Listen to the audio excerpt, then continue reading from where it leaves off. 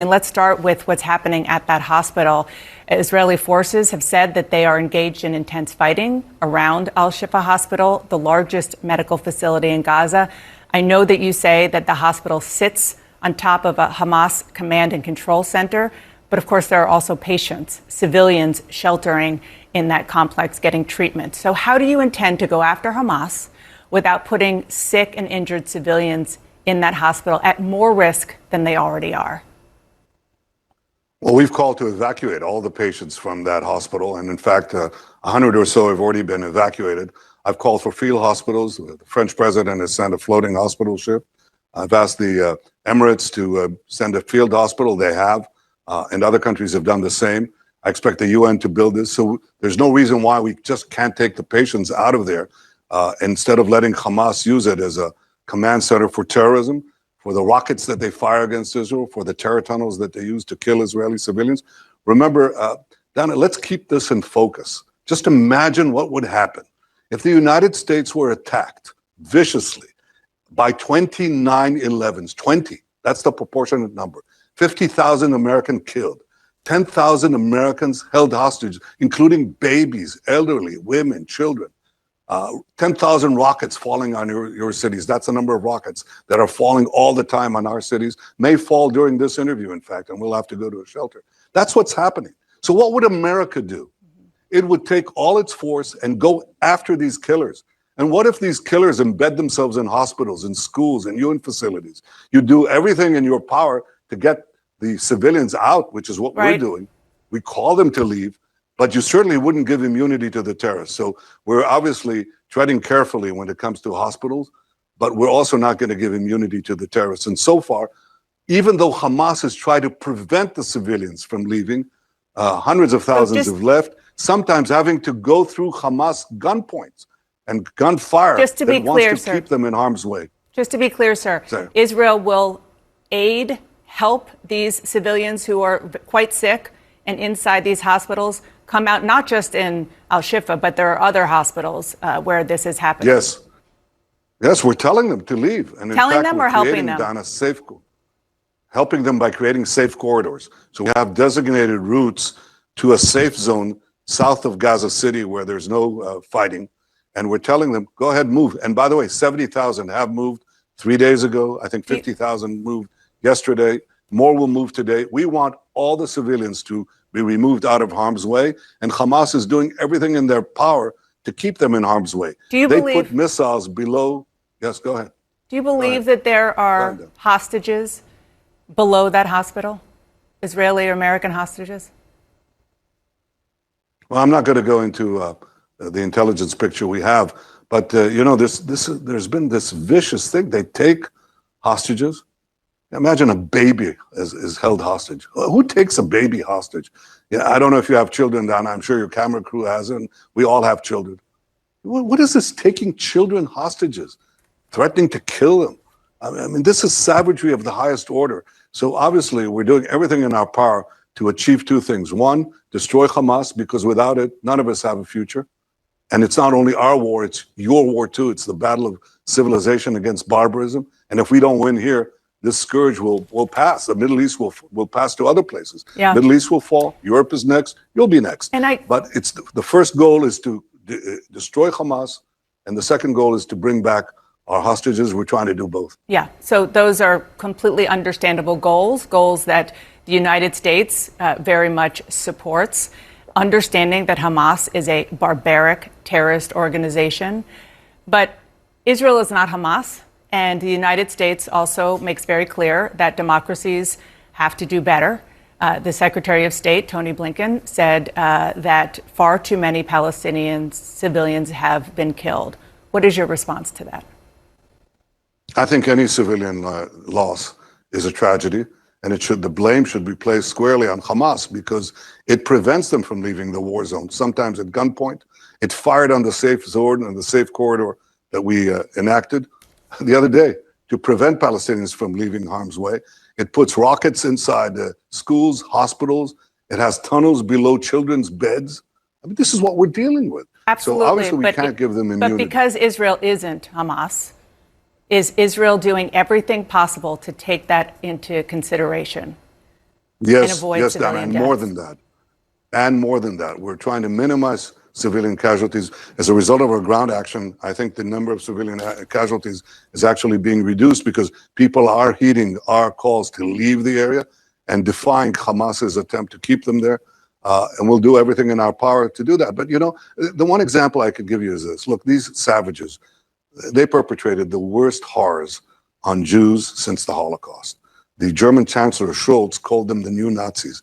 Well, look at the old Nazis. The Allies were attacked by Hitler, and so they invaded France and then Germany. And when they did that, they went into the cities.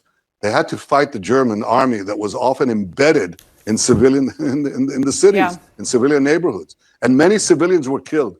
So who was the blame laid on to? Did they say, well, the Nazis are the Allies are wrong, the Allies should stop fighting? Or they said, look, use force as judiciously as you can, but don't give the Nazis any refuge. Defeat the Nazis, which is what we're doing. Prime Minister, we're using force in the most judicious way, but we have to defeat these new Nazis, and we will, for our sake, for your sake too. I want to ask about the hostages. Thousands of Israelis, including families of hostages, rallied this weekend right across the street from where you are right now. They're very frustrated that they're not getting more information from you on where their loved ones are, believe that your government is not doing enough to get them back. What do you say to them? It's understandable. They're under tremendous distress. They're under just torture. You can imagine that. You have your father, your husband, your son, your daughter taken by these savages. Are you doing enough? And held at, we're doing everything we can around the clock, and I can't, talk about it. I personally met with the hostage families of hostages several times, and it's just tears your heart out. But yes, we're doing everything and many things that I can't say here, obviously. But this is one of our two war goals. I mean, one is to destroy Hamas, and the second is to bring back our hostages, and we'll do everything we can. And we think the entire world should join us, demand from the Red Cross that it demand visits to the hostages, demand the unconditional release of the hostages, say that this is barbarism that is unacceptable. I'd like to see the UN. I'd like to see the UN Secretary General, who basically laid the blame on Israel, laid the blame on these savages, to demand that they obey international law, because Israel is fighting according to international law. The Israeli army is doing an exemplary job trying to minimize civilian casualties and maximize terrorist casualties. But we need the international community not to give succor, support, and moral support and legitimacy to sheer evil that Hamas represents. Support Israel, attack Hamas. Prime Minister Netanyahu, one of the questions right now is, when it comes to hostages, is whether there can be a negotiation that works towards a deal to free large groups of hostages in exchange for a sustained days-long pause in fighting. Is that acceptable to you? And if so, how long of a pause would Israel be willing to allow? I said that we're going to pursue the battle to destroy Hamas to its end. But I also said that the only ceasefire that we would consider is one in which we have our hostages released. And that remains true. Doesn't mean that we can't give humanitarian pause for a few hours in a place, a specific time and place where we want to have a humanitarian corridor and have the people leave safely. We've done that, and hundreds of thousands have left the fighting zone. So how long of a pause would you be willing to support?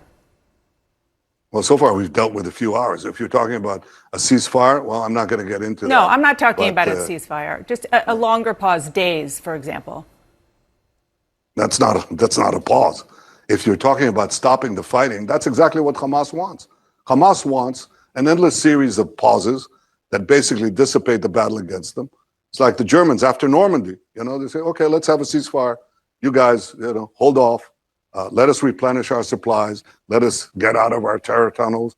Let us rearm ourselves and so on. Obviously, we're not going to do that. The U.S. says that you need in order to have a ceasefire of any ceasefire in the entire area, that will require the release of our hostages. The U.S. says that you need an extended pause in order to get the hostages out. Do you not believe that as well? Oh, well, we don't We don't disagree with that. Well, we need to get our hostages out. Okay. The U.S. also says that any post-war plan for Gaza must include Palestinian-led governance and Gaza unified with the West Bank under the Palestinian Authority.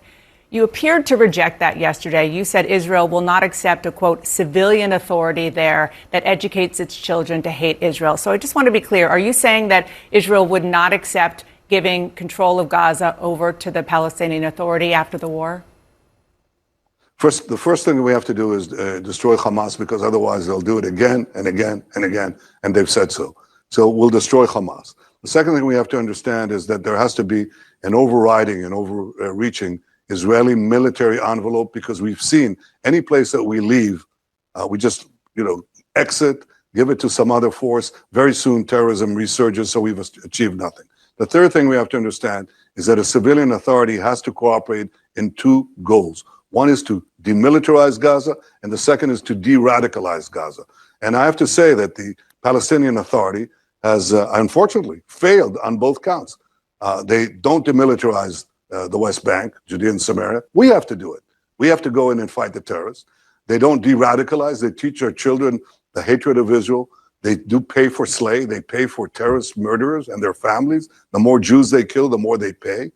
They refuse to this day, 36 days after this savagery, to condemn so if not the PA, what Hamas then who? did on November 7th.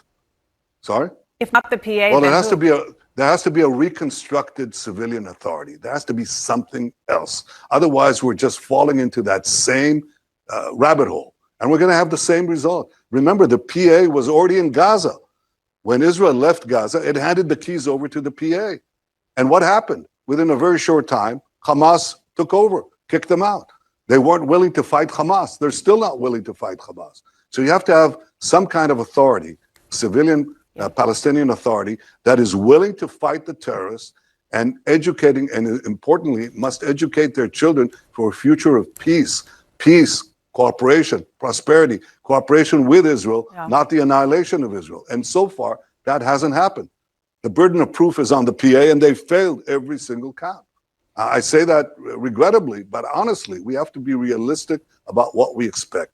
We can't fall back on formulas that failed. We have to succeed, to give Gaza a better future. Let's not bring it to a failed past. Right. Let's create a different reality there.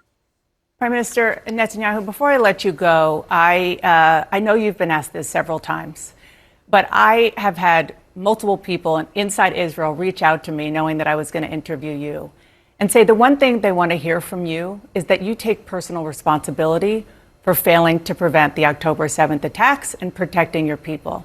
I know you say the time for that will come after the war. Why won't you take responsibility now? I've already addressed that many times. And I said this whole question will be addressed after the war. Just as people would ask, well, did people ask Franklin Roosevelt after Pearl Harbor that question? Did people ask George Bush after the surprise attack of November 11th? Look, it's a question that needs to be asked. I think those questions were asked. And I've said that one thing that is important is, and I've said we're going to answer all these questions, including me. I'm going to be asked tough questions. Right now, I think what we have to do is unite the country for one purpose alone, and that is to achieve victory. That's what I did. We formed a unity government where the country is united as never before, and I think that's what we have to pursue. And what the people expect me to do right now is two things. One, achieve this victory and bring the hostages back, and second, assure that Gaza never becomes and to Israelis who are disappointed that you still won't take responsibility, you say? Well, I said that I'm going to answer all the questions that are required, including the questions of responsibility. There'll be enough time for that after the war. Let's focus on victory. That's my responsibility now.